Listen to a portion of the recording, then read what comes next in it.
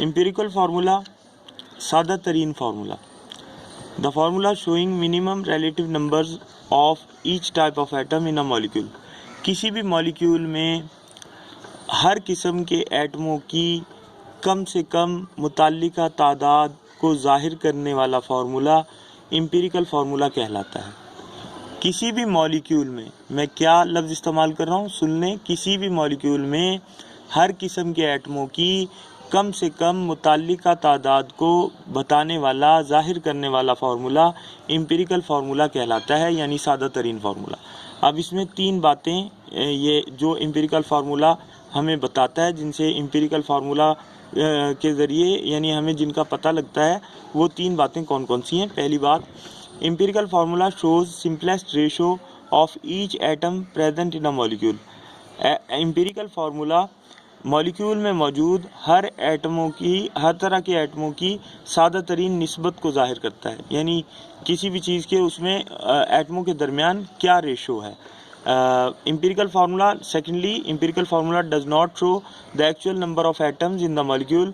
empirical formula molecule में एटमों की असल तादाद नहीं बताता। समझ आ रही बात? असल तादाद को जाहिर नहीं करता, उसको जाहिर करने के लिए मॉलिक्यूलर फार्मूला होता है। empirical formula tells us the type of element present in it.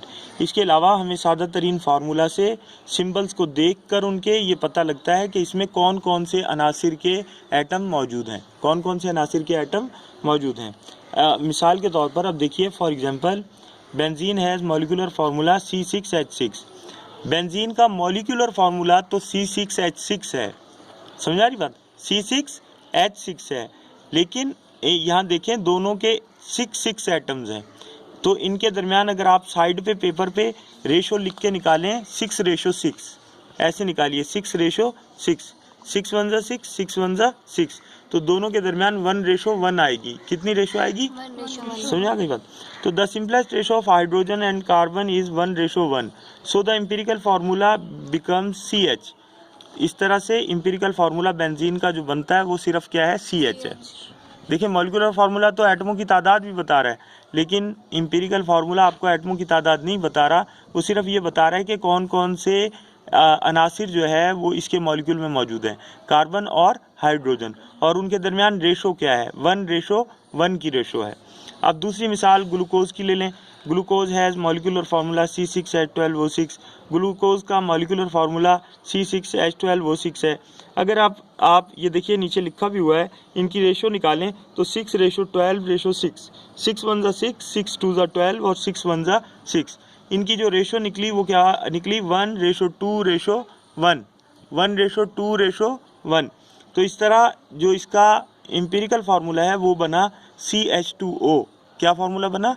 CH2O। यही जो रेशोज निकली हैं नीचे हमने सिंबल्स के लिखे। इससे पता लगा हमें कि कार्बन, हाइड्रोजन और ऑक्सीजन के दरमियान जो रेशो है वो 1:2:1 की रेशो है। So the empirical formula of glucose is CH2O, plus glucose का एम्पिरिकल फार्मूला, सादा तरीन फार्मूला CH2O है, and has simple ratio 1:2:1 of atoms in molecule of glucose. और ग्लूकोज के मॉलिक्यूल में कार्बन, हाइड्रोजन और ऑक्सीजन के एटमों के दरमियान सादा तरीन निस्बत 1:2:1 है। समझ में आ गया आप सबको? चलिए।